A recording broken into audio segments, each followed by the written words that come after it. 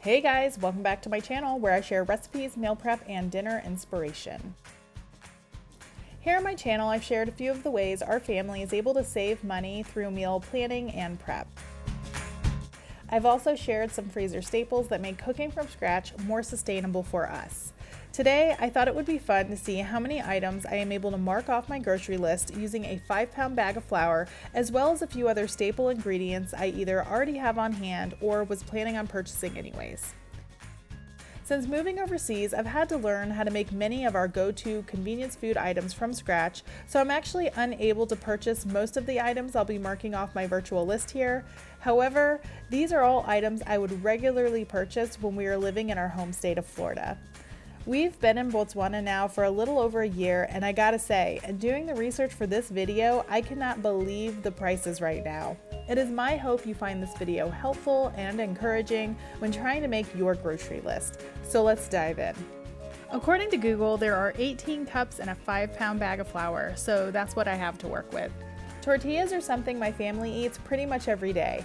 I've been using them as a lower calorie option for quiche at breakfast. I also use them for wraps at lunch, and my kids love breakfast burritos and quesadillas. Just look at this meal plan I shared a few weeks back. These homemade tortillas are all over it. It's going to take 4 cups of flour for 23 tortillas. I'll be comparing them to the Mission tortillas we used to purchase in the States, which are currently $3.48 for a pack of 20. We still have 14 cups of flour, and I'm going to use 6 of those for sandwich bread.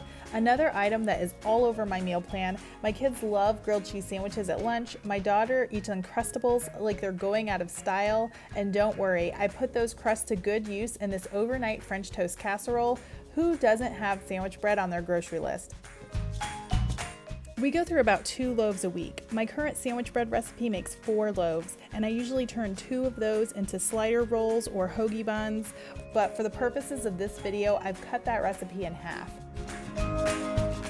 Nature's Own butter bread was our go-to in the States, and removing this from our list will save us $6.84.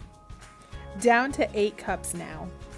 It's hard to believe that 2 cups of flour will give me 30 pancakes. Pancakes make an appearance on our meal plan each and every week. I don't know if comparing pancakes to waffles is fair, but having a stash of these frozen pancakes has replaced the $6 box of waffles I used to purchase as my go-to for a quick and easy breakfast. Which saves us $6.36 at the store. We're getting close to the bottom of that bag now, 6 cups left. I'm going to take 3 cups for these mini banana muffins. These are my kids' absolute favorite snack. This recipe will give me 54 muffins that will last us 2 weeks at least. 3 cups of flour, well spent in my opinion, as the pre-packaged muffins are over $7 a box.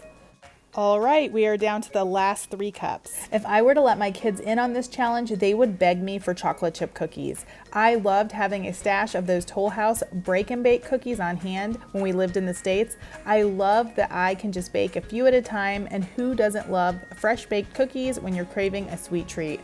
My recipe yields about 30 cookies. I pre-scoop them using a tablespoon. I couldn't find the Toll House we used to purchase, but I did see a pack of 24 Pillsbury ready-to-bake cookies that was comparable for $3.68. There we go, 5 items marked off the grocery list. That's a savings of $34.83 for the week. If I did that every week, that would be a monthly savings of $139.32 and a yearly savings of $1,671.84. That is crazy to me. If you're looking for more ways to save, I suggest you check out this meal planning video here. And if you're looking for more money-saving homemade staples, check out this video here. Both will be linked in the description box below. All right, guys, that's all I've got for you today. Thank you so much for being here.